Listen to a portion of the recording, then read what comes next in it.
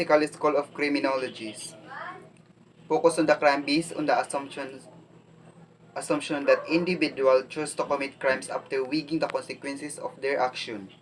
According to classical criminologists, individuals have free will. Philosophy calculus, or the pleasure and pain principles, is a theory that proposes that individuals calculate the consequences of his action by weighing the pleasure, gain, and the pain suffering he will derive from doing action.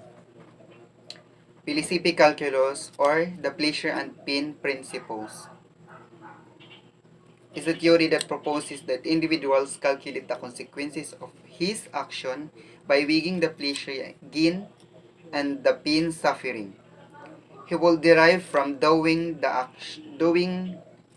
action. Neoclassical theory. A modified doctrines of free will by stating free will of men may be affected by other factors and crime is committed due to some compelling reason that free will. Positivist school. It demands for fact and scientific proof, those changing the study of crimes and criminals into scientific approach. Biological, psychological, and sociological determinism. Sociological determinism believes that criminals could not be morally responsible for their crimes because they did not choose to commit crimes but rather were driven to commit them by condition in their lives. Rafael Garofalo, influenced by Lombroso theory of atavistic stigma, man's inferior animalistic behavior, traced the roots of criminals' behavior not to physical features but to their psychological equivalent, which he called moral anomalies. Chicago School focused on the function of social institutions such as social and the family, and how their breakdown influenced divine and anti-social behavior. French schools. It emphasized the interaction between social and psychological factors, social factors, importance of biological and physical factors in crimes causation. It it posited that a crime was socially defined and that was socially determined. Gabriel Tardy. He was a French lawyer and sociologist. He emphasized that social factors were sufficient to explain crimes varied over time within each society. Tardy contended that some people learn to engage crimes much as other people learn legitimate occupation and social customs. Theories of imitation. This meant that people imitate others within whom they have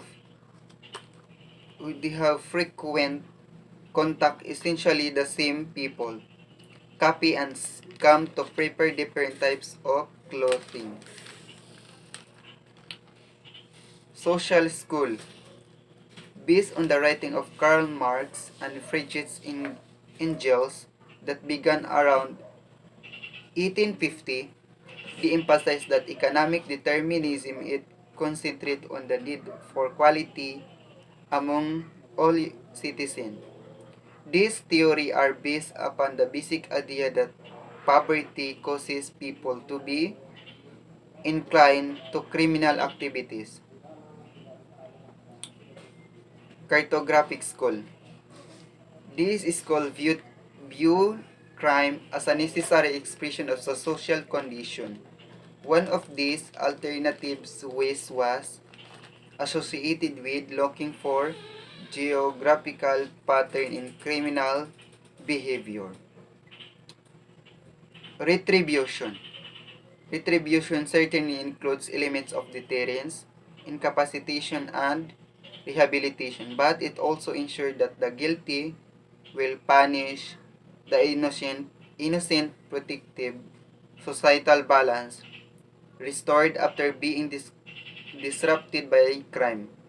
Retribution is thus the only appropriate moral jurisdiction for punishment. Deterrence. Many believe that if the offenders see the crimes are punished severely, then it should put them off from committing those crimes. It should also show others in society that crimes punish and it also deter them from committing similar crimes.